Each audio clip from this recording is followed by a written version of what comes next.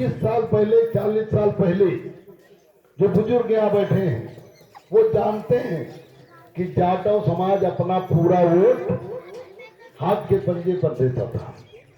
बसपा बनने के पहले हाथ के पंजे पर देता था। मनौटा वाले नाराज तो नहीं है किसी बात से? कोई नाराज है क्या? तो बोल ही नहीं रहे, तो कैसे पता नाराज हो नहीं? बोलो नाराज हो क्या? तो बोलते रहो जो पूछे हम। कोई ऐसा सवाल तो हम पूछ नहीं रहे जो नहीं पता। तो पूरा वोट कांग्रेस को देता था हाथ के पंजे पर। और कांग्रेस की 3 ताकत मानी जाती थी, जाटव, ब्राह्मण और मुसलमान। और इनके बलबूते कांग्रेस कभी उत्तर प्रदेश में हारती ही नहीं थी। कोई दूसरा उसके मुकाबले में कोई खड़ा ही नहीं था, चाहे वो केंद्र का चुनाव हो और चाहे प्रदेश का चुनाव। लेकिन जो लोग जाटव, पंक्ति बात बैठ जाइए भाजी आप भी आराम से, जो जाटव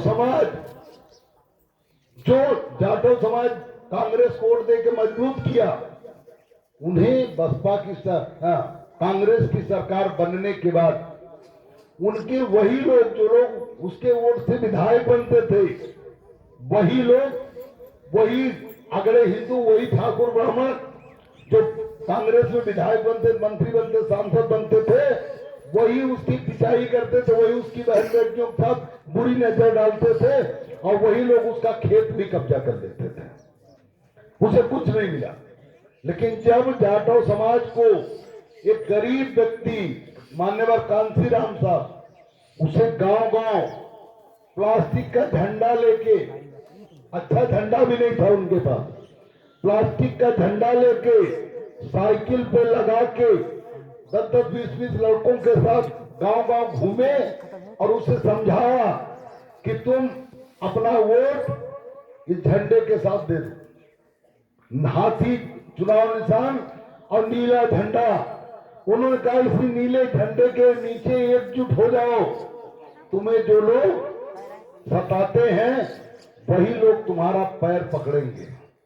और वही हुआ।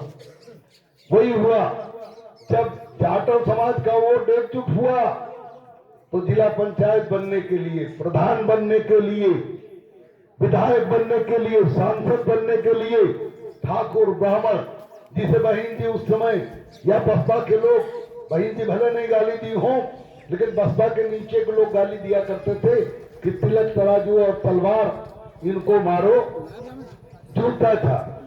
तिलक माने पंडित जी, तराजू माने बनिया जी और तलवार माने ठाकुर था। इनको बसपा के लोग नीचे गाली देते थे कि इन्हें मारो जूते से। कितना? 4 जूता मारो। जिन्हें गाली दिया जाता था वही लोग बहन जी पैर पकड़ के विधायक, मंत्री, सांसद बनने चले गए। लेकिन बहन जी की पार्टी अकेले नहीं सरकार में आई, वो सरकार में आई आपके बलबूते। सबसे ज्यादा वोट पूरे प्रदेश में 2007 के पहले सात के सैनिक कुशवाहा मौर्य समाज ने पूरे प्रदेश में बसपा को अपनी पार्टी माना, क्योंकि वो बुद्ध की बात करते थे, क्योंकि वो बाबा साहब की बात करते थे, क्योंकि वो बात सम्राट अशोक महान की करते थे। इसलिए शाक्य समाज ने पूरा का पूरा वोट अपना हाथी पर दे दिया।